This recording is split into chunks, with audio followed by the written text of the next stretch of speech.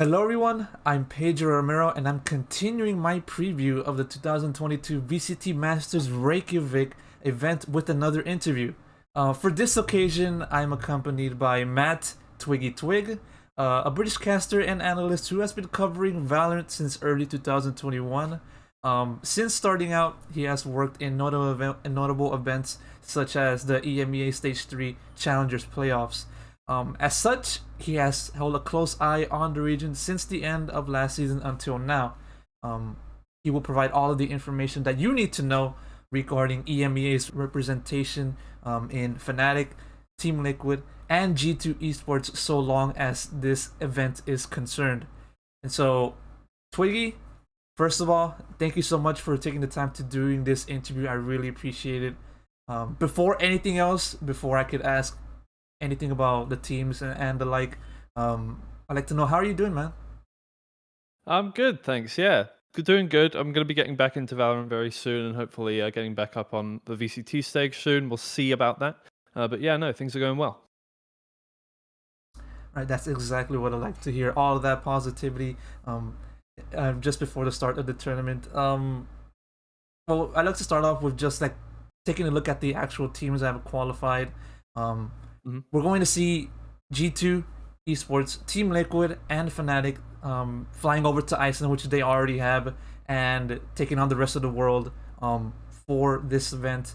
And so, right when those teams were made official for this event, like, what was your initial reaction towards like seeing them being the main representatives for EMEA?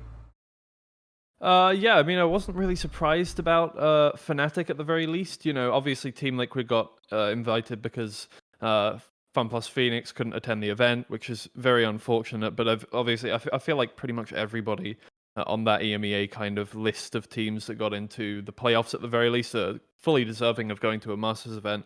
Obviously, there's only a certain amount of slots, and everybody's slots have been reduced since Champions. So it was just good to see all these teams. G2 have been performing incredibly well under high pressure. Fnatic performed incredibly in the group stage. Team Liquid as well. They were great all the way through. And so, yeah, no, I mean, all of them, none of them are really surprising to me, but all of them are very, kind of like, no, I'm excited to see how they perform against other regions. And in turn of those three teams' qualifications, it begs to mention the fact that last year's like reigning champions or last year's top teams within the region, them being Ascend and the team formerly known as Gambit Esports, now known as M3 Champions, didn't make this tournament for this go around. And so, what are your thoughts about Ascend and M3 Champions like subsequent performance from the end of Champions for this next season or throughout Challengers One? How did they perform? Like, were they regressing compared to the rest of the region, or anything of that nature? I think you could pin it down to like, oh, they just weren't good enough or whatever. Ascend did look kind of not the same Ascend we saw last year in challenges. So definitely there was an element of that kind of thing, and I think Ascend kind of had in-team issues that were going on. Obviously, they've made changes to the team since the end of challenges, and I think that was part of it for sure. But M3 champions, they looked incredibly good. Actually, they got into playoffs. Obviously, they had to get through the first round of the playoffs because first seed got the bye and then whatever. But yeah, I mean, they just they obviously got knocked out to Fnatic, I think, to the lower bracket, and then G2 out of the playoffs completely. And I mean, they looked good, but I think the whole region has progressed so much since last year that it's just kind of this constant state of everybody trying to, like somebody reaches a new peak. It was Gambit first, and then everybody kind of scrambled over them to get to the new peak of Ascend in Champions, and then everybody's just trying to improve and improve and improve. And that's just what you see in Fnatic, in G2, Liquid, obviously FunPlus Phoenix as well. Yeah, you mentioned FunPlus Phoenix, and that's another notable absence from this tournament due to travel complications, from COVID and the like. They are not able to participate in this tournament. Do you think like FPX's chances or absence will hamper EMEA's chances of retaining their position as the best region in Valorant in Reykjavik?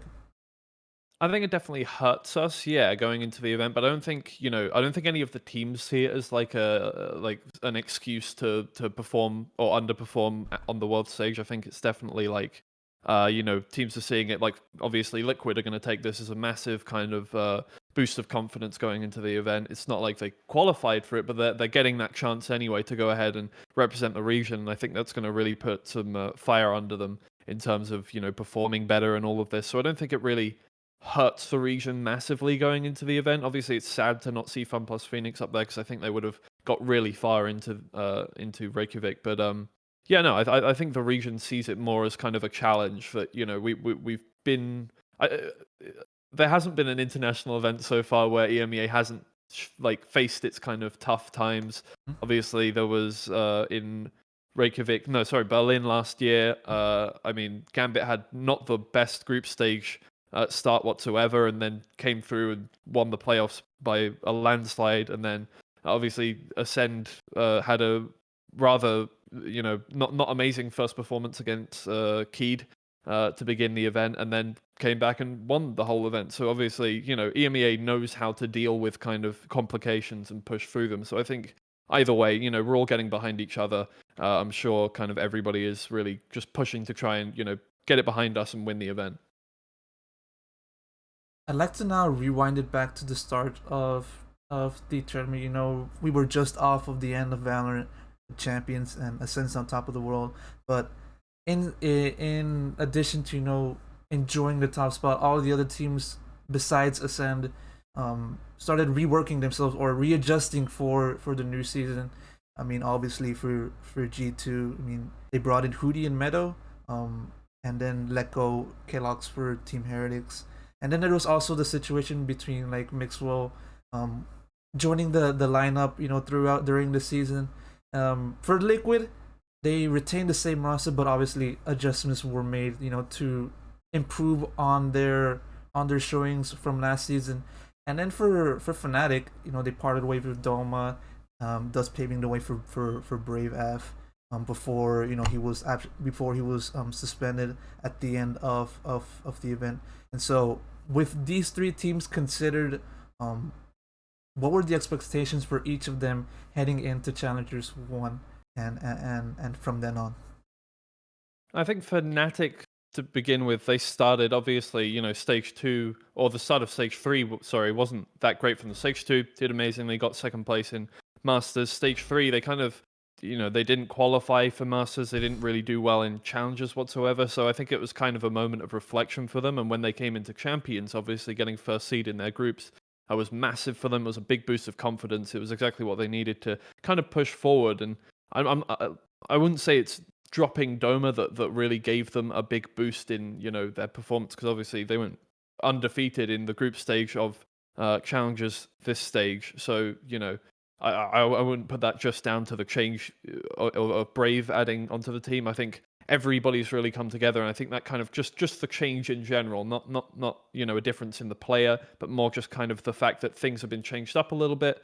It gave them a breath of fresh air. It pushed them forward, and I think obviously everybody's worked together really well since then. Brave has performed amazingly, and obviously you've got a star duelist player in Durka and a brilliant IGL and Boaster. So they've really come together, and it's kind of worked out perfectly for them. G2, the changes have been massive, and I think that's really, like, the changes have really pushed them forward on that one.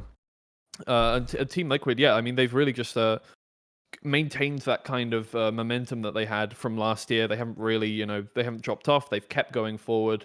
Other teams may have kind of slowed down and dropped off a bit, like Ascend, but Team Liquid just kind of preserved the momentum they kept last year. So it's been really good to see all the teams trying to push past each other like that. I'd like to return to your explanation of Fnatic's preparations or retooling for this upcoming season. Like, what aspects did Fnatic specifically focus on, which then led to their undefeated window within the group stage? I think really, Fnatic is one of the, I think EMEA is really good at this in general, as well as, I think the only other region that has the same kind of work ethic, is Brazil, in that there's a lot of stuff that goes on behind the scenes before you get to the coaches and the players. that really helps the team drive forward. And I think Fnatic's always been incredibly good at watching VODs as a team and going back and making sure they have counter strategies for each team on each map. And I think, a big turning point, a point where we all saw, oh, Fnatic are doing incredibly well, is when they came up against Ascend on Bind, which is a map that Ascend has won 100% of the time prior to this, and completely dismantled them on it. It wasn't a stomp, but it was the first time anybody's beat Ascend on Bind with Ascend's current roster. And I think that was just like a showing that Fnatic really do their work behind the scenes. EMEA is known for having, full on, it's the players, it's the coach, then you've got analysts behind that, you've got assistant coaches, you've got all these people that help the team in a framework behind the scenes. I think that's a big thing that, the top teams in EMEA have really shown, that they can just go back and look at how they've played in other games and how their teams that they're coming up against have played in previous events, and just go, look, this is what they do, find patterns in their gameplay, and then dismantle it piece by piece. I think one thing that I forgot to mention regarding G2's rearrangement in its lineup / coaching staff is that they brought in a new coach, Pipson. Yeah. And so how has he managed to work out the inner details of the team's playstyle for Challengers 1, and how did that came to fruition, if I say so myself? Yeah, I mean, he had a completely new slate to work with. It's not like, because the team had changed around a lot internally as well. So, it's like, in a way, he had kind of a fresh thing to work with. Everybody was, completely ready to learn new stuff and not set in their ways or anything like that. So it was a tough task, actually, probably to get everybody to, get to that level once again. Because obviously when you have a big change, suddenly, you either have that honeymoon period where everybody just works together inexplicably, or you have that period where everybody kind of slows down and nobody really knows how to work with each other.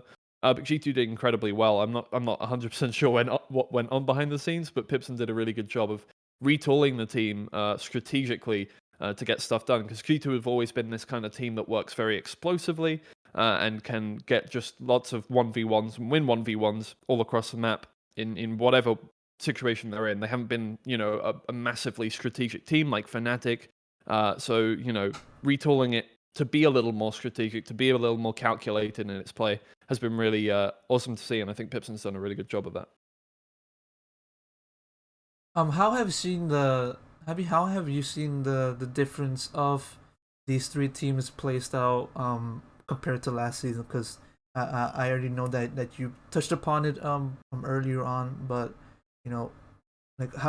has there been a major difference between how these three teams played? Because as you mentioned, G2 was a little bit more explosive, but then they took a sort of different approach under Pipson. And so yeah, how's that been? Yeah, I mean, obviously Fnatic they've stuck with most of their roster, so they've stuck very similarly to what they do. They're a very strategic team. They're not, you don't expect Fnatic to come away and win every fight they get into, every gunfight, just without thinking about the situation they're in. Dirk is obviously an amazing duelist, and he's up there in terms of the Tenses and the Yays and what have you, in terms of being able to just win fights, right? But apart from that, the rest of the team is more kind of they work well in situations that they put themselves in. So obviously, I think they have a very strong backbone in terms of Boaster, in terms of in the team, rather than just the coach telling them what to do. So I think that's a massive part, in that they just can get themselves into good situations and push that. And I don't think that's really changed. They've just got better at it. They've strengthened that. G2 obviously, as I mentioned, have become a little more strategic, a little less kind of aggressive and over the top in terms of just, we're going to win the fight. It doesn't matter how we play it. And Team Liquid, I mean, they've stayed very similar. I think maybe they've become a little more aggressive in their play style. They've been a little more, taking more duels that I think that's, confidence wise. They obviously won LCQs. They did very well in Champions, and I think that's a big part of why they're playing more confidently in a way. So yeah, Team Liquid a little more confident, G2 a little more reserved. Fnatic, I would say, very similar. And it was within those changes it's in light of these differences between last year and this split, that the teams then try to focus on qualifying for Reykjavik in playoffs. And so Fnatic start out with the 1 seed, obviously 5-0. A pretty good showing at first by defeating M3 champions, but then they lost their two subsequent series to drop down and become the what was supposed to be the third seed of the region. And so, how did you view Fnatic's downside in form? From the group stage until playoffs.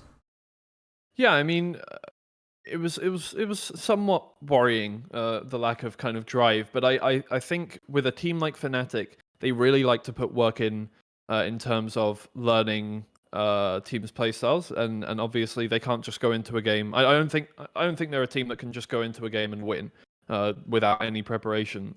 A team like Sentinels, who were really good at that kind of thing, they just kind of went in and won, and we see how that turns out for them. Since stage 2, in terms of their performance has been dropping like this, as teams have been growing in terms of strategical confidence and stuff like that. I think Fnatic, you could definitely view it as kind of worrying going into the event. Obviously, they didn't win a playoffs game after they qualified, but I think it might be, and I'm not saying it's a good thing to do this, but it might be just that they got their place on the stage. And now they're just kind of focusing on preparing for the teams that they're going to face, because it's a lot of new teams. There's a lot of new players that they're going to be coming up against that haven't seen Masters before, and there's going to be this big kind of expectation to be able to come up against those teams and win. When a team like Loud, you don't really know what they're going to come up with. There's a lot of players that they've seen obviously there, but there's going to be a different structure behind that. Ninjas in Pajamas and Xerxia, teams that, again, they're not really used to. The Guard is another team that's expected to really do well against Fnatic. So they do have to prepare. I think every team has to prepare for that kind of thing. And I think Fnatic's thing is kind of just to step back and really spend some time, watching these teams play. And obviously, I don't know exactly what they're doing, but I think it is kind of in part due to just their want to prepare for the actual event instead of focusing on seeding. I think one team that will take a look at their showing in playoffs and be hopeful for their chances in Reykjavik is obviously G2. In playoffs, they started off by losing to Team Liquid, but then they went on a pretty great lower bracket run. They stomped them in return, and also Fnatic, but lost to FPX in the grand finals 1-3. And so, how did you view G2's turnaround in playoffs from the group stage? Yeah, I mean, it was really impressive. Obviously, they got their way in through Fnatic, and there is kind of that idea that maybe, obviously, Fnatic kind of gave them that route into the grand finals in a way. But I think G2 is a really interesting team in terms of their peaks and their troughs, in that they have really high kind of, they have this really high ceiling that they can reach, and maybe they're more of an emotionally based team in that they lost to Team Liquid, and that gave them that drive they needed to push all the way through the lower bracket. Maybe I think that's a really good quality coming into an event like Masters, where you're going to be dropped into that playoffs, and if you lose 2 games, you're out of the event. Or if you lose 1 game, sorry, because the playoffs are going to be single elimination most likely.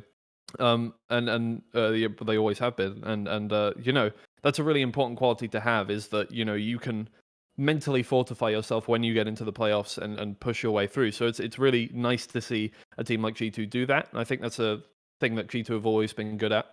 But yeah, I mean, it's you could see it as maybe they have fluctuation in form in small periods of time, but I think it's good that they can that they've shown already that they can just push through a bracket and not worry about having lost a game in the group stage or in the first round of the playoffs. So it's impressive from them, and I hope they can keep that up into the event. I think arguably of those 3 teams, the one whose aspirations or current form can be like somewhat mixed by fans / analysts is Team Liquid. They did beat G2 in the upper bracket, but they were then dropped down to the losers bracket by FPX. They defeated Guild Esports, but then they dropped down to G2, but to them to then qualify for Masters Reykjavik because of FPX's unfortunate circumstances. some people might not view Team Liquid as like a worthy sort of qualifier, Right. or something like that. And so, how do you view Team Liquid's stake as one of the three teams representing Team EMEA in Masters? Yeah, I mean it's a difficult one, and you can definitely see it as they don't deserve their spot, or they, they're not good enough to be at Masters. But I don't think that's true at all because there's so many really high quality teams in EMEA that with you cut it down to three teams, suddenly a good team, a really good team, is going to be knocked out of that one. It's the same in every other region. NA, obviously you saw Sentinels didn't get through. So many good teams didn't get through over Optic and the Guard, and it's very similar to that in a way, and it's in every region this happens. And Team Liquid were just given a chance because FunPlus Phoenix had unfortunate circumstances, and I think they will still do well. I mean, they're coming up against a really high caliber of opponent anyway, so that does make them look a bit less, scary than they were last year. But I think they're still just as good as last year, and I think they will still be able to win games against other regions. I can see them doing well. I don't think I see them winning the event for sure, but no, I think EMEA has really high expectations coming into the event anyway. Obviously, as two-time winners in a row already, and we're seen as the strongest region, and that's just how that's going to be. That's a lot of expectation to have on you as a team. So I think Team Liquid maybe having this extra chance, they're not seen as a team that's going to, they're not grouped with G2 and Fnatic in that kind of, they deserve to be at this event and they're going to do incredibly well because they're EMEA and EMEA is going to win, right? Mhm. And maybe, that lack of expectation from fans, that lack of expectation from the whole world might help them, have that kind of less pressure in their games and win them more, because I think they are, again, quite an emotional team in that, bad results can lead them to more bad results, and they very much, their form is based off of previous results. So I think they might surprise people. It does bear remembering that for all that it's worth, Teal does have a pretty impressive record in land. They placed fairly high in Masters Reykjavik last year, and they finished in semifinals of Valorant Champions. Like, who's to say they can't repeat the same sort of impressive performance in land for this occasion?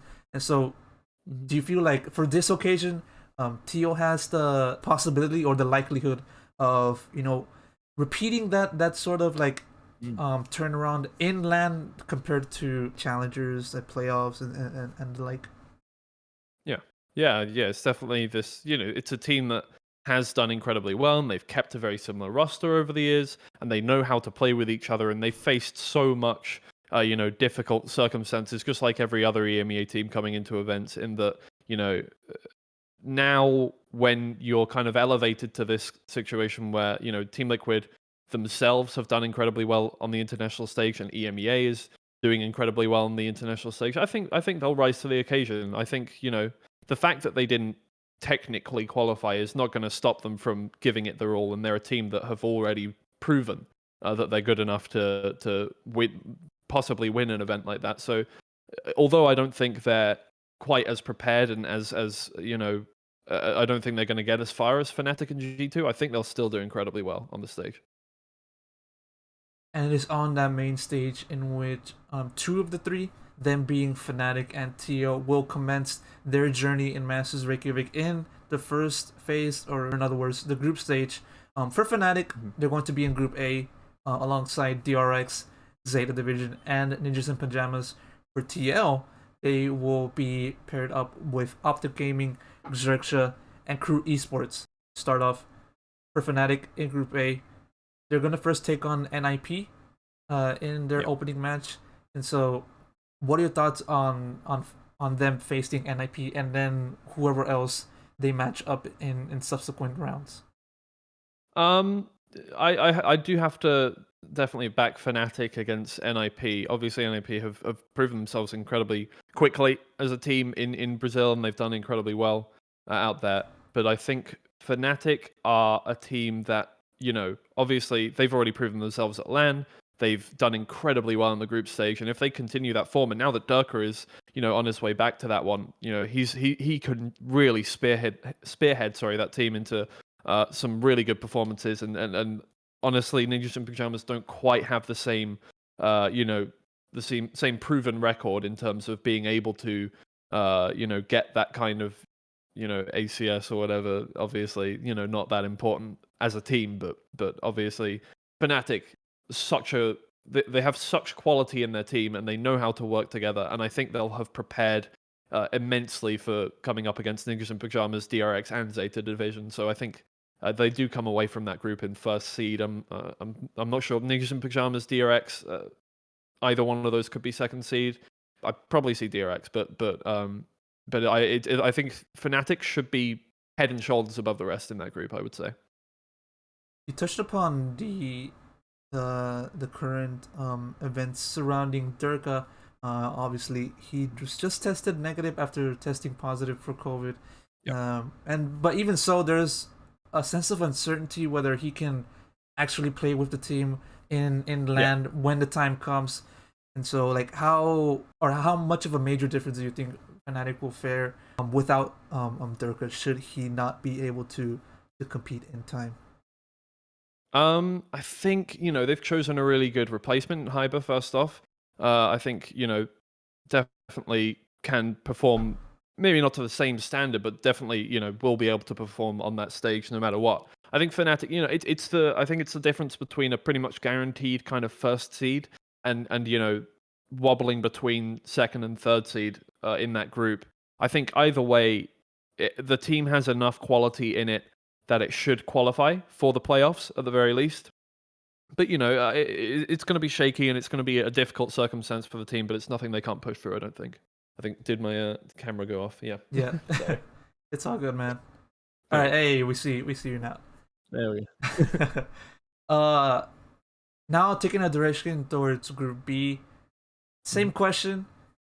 First of all, TL is going to face off against Crew, the obvious major Cinderella team that caught the hearts of everyone, every fans, analysts alike in Valorant Champions. Not to mention, they are the only team that have attended every international LAN so far as Valorant is concerned.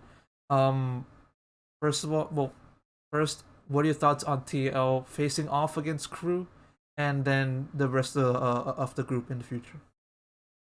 I mean, I think Team Liquid versus Crew is going to be an amazing game, first off. I think that's going to be really close and really test both teams. And I mean, they're teams that have, if I remember correctly, they did play against each other in Champions as well. Mm-hmm. So, they do have that history. They have the same rosters going into it as well. So it's going to be very much a repeat of that, see what each team learned from each other during the event. So I think it's going to be a very close game.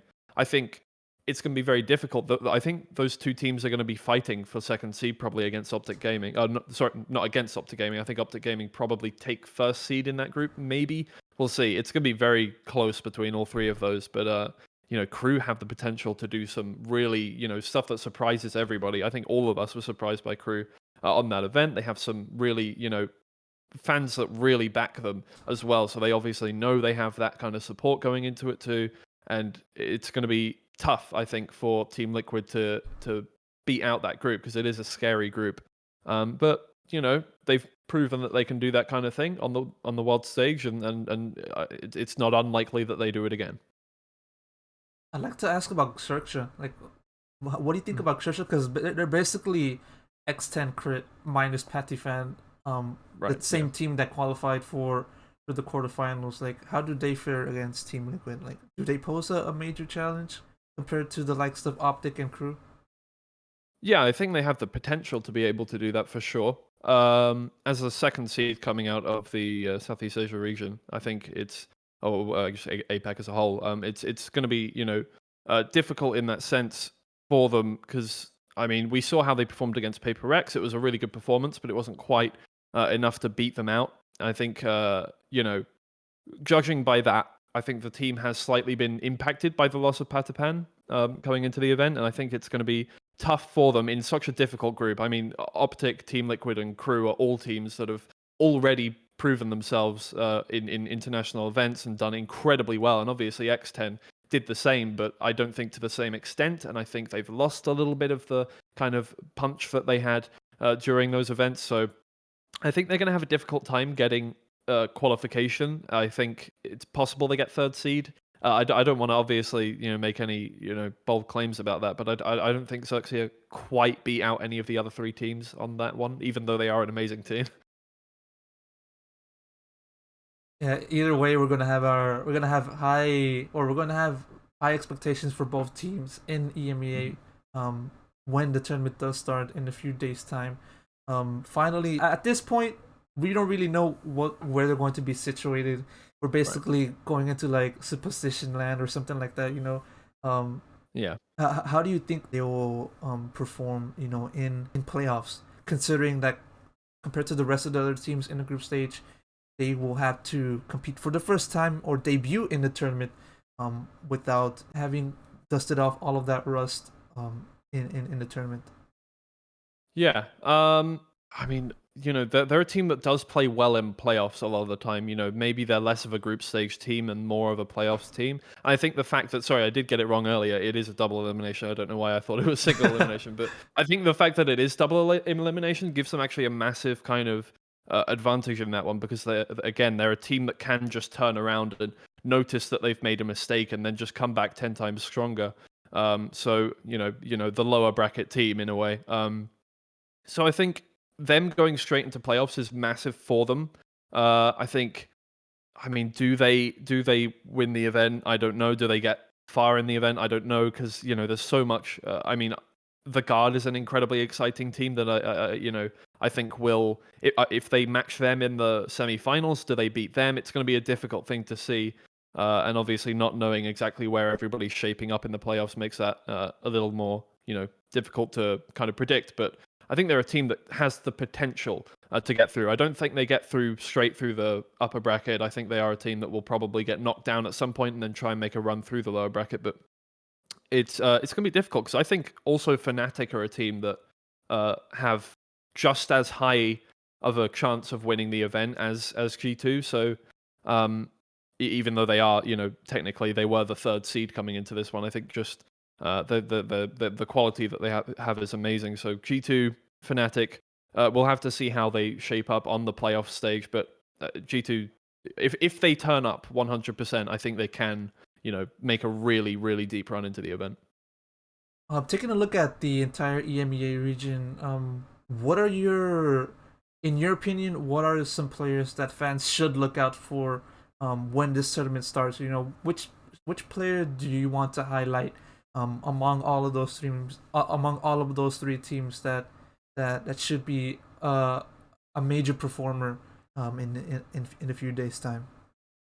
I mean, both G2 and Fnatic. Obviously, Fnatic Durka might not. We don't know right now. But if Durka does play with the team throughout this one, I think Nuki and Durka are going to be a really big. That's going to be like the duel. Obviously, you're like your Tens and Yay kind of thing from prior events. It's going to be. I think those two are incredibly exciting duelists, and they always put on an amazing performance, and they have this rivalry between them that's incredibly good. The two teams have a great rivalry between them, so I'm excited to see how they perform against each other. And I think those are really standout ones for me in the region. If FunPlus Phoenix could have attended, Ardis would have been another name I would have put forward. I mean, I don't think Scream is quite on the same kind of level as those two in terms of that just fervent rivalry and the absolute amazing performances they always put on.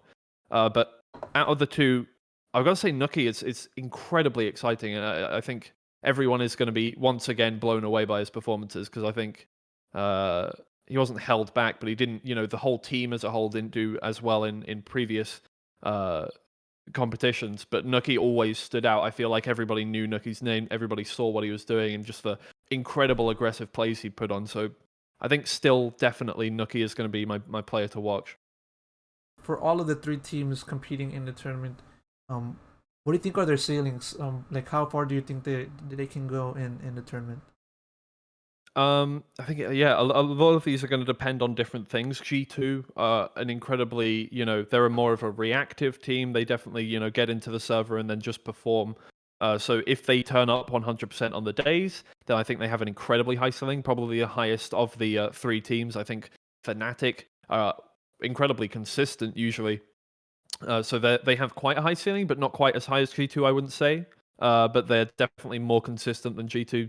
Team Liquid, I don't think are, quite as high. That's not, I'm not trying to, say Team Liquid aren't going to do well. It's just like the pure skill on Fnatic and G2 is just above anything else I've seen right now throughout the whole of Stage 1. Team Liquid don't have quite as high of a ceiling, but again, they're a very consistent team, and I expect them to perform quite well. Will we see an EMEA winner in Reykjavik?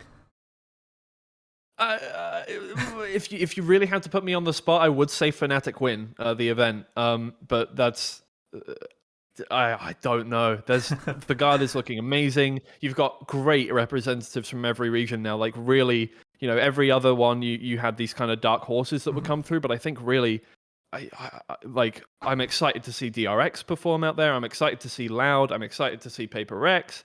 All of these teams are so skillful now, and we're getting to this stage in Valorant esports where, we've got real amazing performers from every region that are really going to put on a good show no matter what. So are we going to see an EMEA champion? I would say more likely than not, yes, but also I could definitely see another region winning it. That's what makes Valorant such an exciting esports. I mean, anybody can turn up in their good day and take over the competition. We've seen it so many times in the past. I think that about wraps up all of my questions. One more thing. For the fans or for the people who still don't know or don't have a concrete idea as to what kind of play or what kind of team G2, Fnatic, and TL play, like what kind of play style they field within competitions. For each three, what is one series that you can point to for those fans so that you could say like, this is how they play, this is the kind of team that you're going to see in Reykjavik?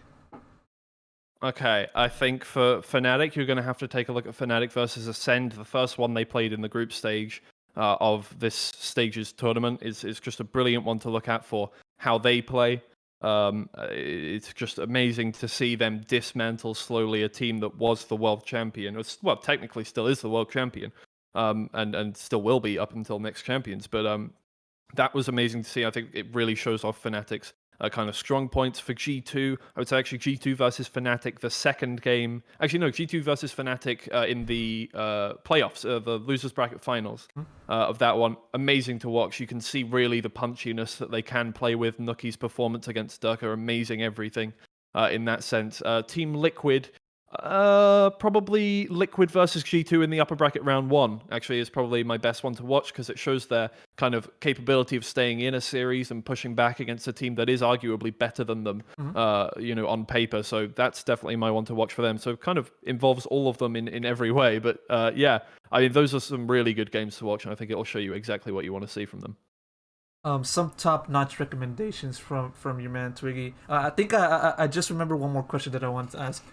There's this ongoing like storyline or rivalry between EU and NA, like which region is the best. Obviously EMEA or EMEA/EU is fairly in the lead in this regard, having taken the last two international crowns. Yeah. For this occasion, we're not going to see the usual teams. Well, we're not going to see a few of the usual teams representing both regions, like Gambit or M3 Sentinels. But we are going to see new characters or / new teams, such as the Guard, as you've been highlighting so many times within this regard. Like, so I'm gonna put you on the spot. I didn't mean to put you on the spot right here. So right now at this current point, right before the start of Masters Reykjavik, like which region that has the upper end? EU or NA? Okay, I think EMEA definitely has the like upper hand in terms of, I think, on paper their skill and their just the, I think, also Fnatic have something to prove against NA. Obviously Reykjavik last time losing out very narrowly to Sentinels in every single map was heartbreaking to watch for both us and them. Mm-hmm. So definitely, I think EMEA is the better region right now. But I think the Guard could surprise people in terms of, that they came out of the blue. And I think they're incredibly exciting to watch. I think Saya player is amazing. I think the whole team is awesome. And just they are the kind of EMEA team of NA in a way, and that they do that kind of thing that I mentioned with they have that framework behind them of the coaches, the analysts, everything that really pushes them forward before they get into the server. So they'll be exciting to watch. I just don't think NA is quite at the level of EMEA just yet. I think they're getting there, definitely. All right, with all of this information, expectations, and anticipation, we will look forward to the start of Masters Reykjavik in a few days' time. Twiggy, thank you so much for taking the time to doing this interview. I really appreciate it once again. Did you have any final words to share? Any acknowledgements to give? I just I'm excited to watch Masters. I hope everybody else is. I think Valorant is growing as an esport amazingly. I think it's going to be awesome. I think I'm so proud of all of the the structure behind it, all of the players, the coaches, everything that goes into it, and I just want to say how proud I am of the community as well for getting behind Valorant so well, and pushing it forward as an esport, because I think we're I say we're as I am part of the Valorant community. We're really doing a good job of making sure Valorant is pushed up as a tier 1 esport all the way through, getting up there with CS:GO and League and everything like that. I think it's just amazing to watch, and I'm really excited to see what goes on. Well, once again, that has been Twig, and VCT caster/analyst. I've been Pedro Romero, and with that said, I'll see you guys all in the next one. Take care, everyone.